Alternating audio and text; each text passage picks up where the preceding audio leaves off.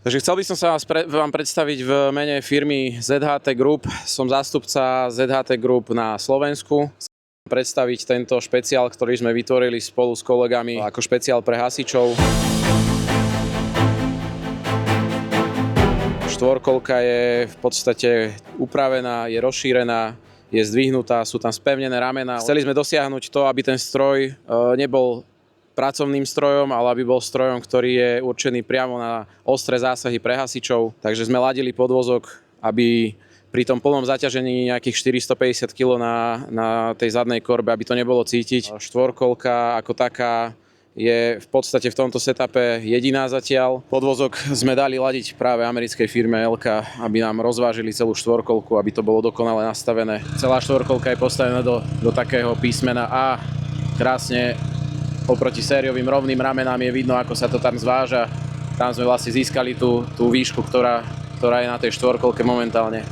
Zadné pružiny od spoločnosti Eibach, takisto nastaviteľné tlmiče. Kryt variátora, veľká slabosť CF mota ako takého od výroby, kde nám hádzalo blato pod vlastne kabínu vodiča.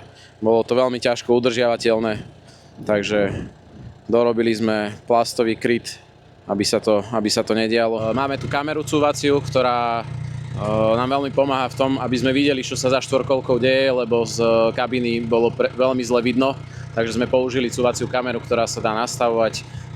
Je vo Full HD rozlíšení aj s nahrávaním v prípade, keby človek potreboval vedieť, čo sa dialo za štvorkolkou v nejakom momente. Budeme túto štvorkolku mať certifikovanú na váhu, aby bola legálna, jazditeľná po cestných komunikáciách, čo zatiaľ nemá ani jeden výrobca. Takže môžeme sa presunúť na náš testovací poligón tu vo firme ZHT. Budete vidieť vo videu, že čo tá štvorkolka všetko dokáže a čo zvládne. Sami sme veľmi prekvapení, ako to celé dopadlo.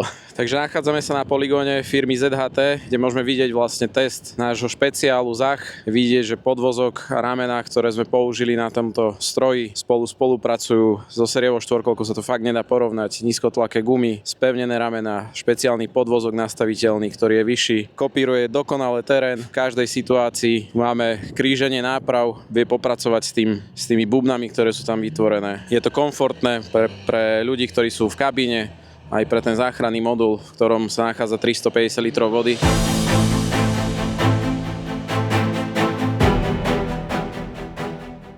Teraz výjazd po kameňoch, zás podvozok so sériovým, absolútne neporovnateľné. Stále nástroj zapnutý len zadný náhon, nemáme tu podmienky, aby bolo potrebné zapínať štvorkolku. Poradí si, či s veľkým výjazdom alebo aj s jazdom. Vidíme, že ten podvozok oproti sériovej štvorkolke je fakt vysoko, čiže akékoľvek kamene, nejaké konáre zo stromov, poprípade aj spadnuté stromy nie je problém prejsť. Pripomínam, že stroj je plne napustený vodou.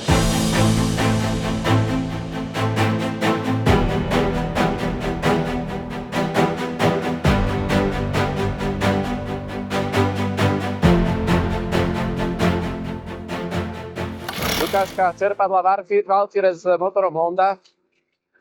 Má problém s bežaním v akomkoľvek väčšom uhle a po pár minútach alebo pár sekundách čerpadlo zochne kvôli snímaču tlaku oleja. Kdežto pri motoroch Vixa to nedeje.